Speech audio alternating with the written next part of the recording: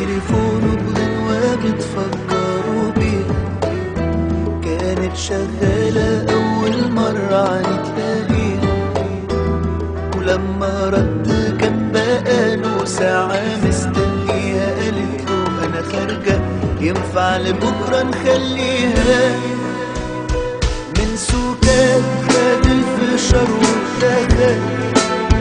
دخل يتفرج على فيلم كان هبل، مرضاش يخش الفيلم التاني من غيرها، رغم انها لو في مكانه ما كانش هيجي في فكرها.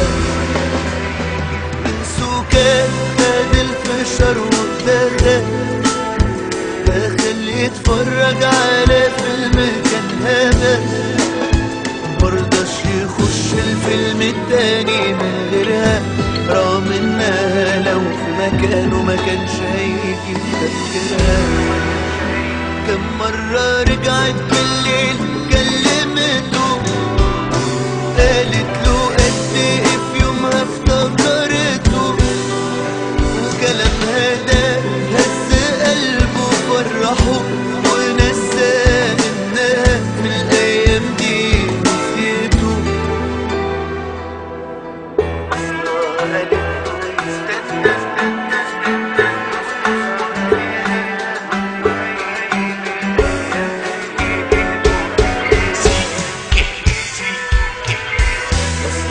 قالت له يستنى ويصبر عليها، وانه هيجي يوم من الايام تيجي ايده فيها. مش عارف ليه بتحكي له مرة على واحد تاني، ولما قال لها ازاي قالت له ما تبقاش اناني، انا مش ممكن احبك وانك لازم تنساني.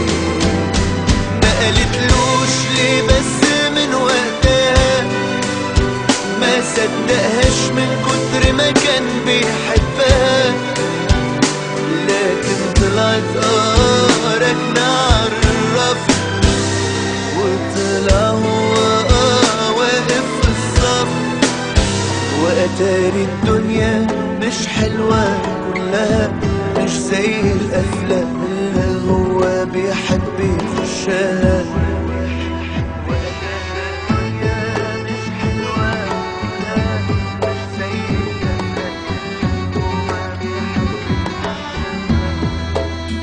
فتح عيني بعد ما كانت مغمضة، وقد ايه كان ظالم نفسه كل ده، بس في يوم هيلاقي ست ستها وهتحبه اكتر ما كان هو بيحبها.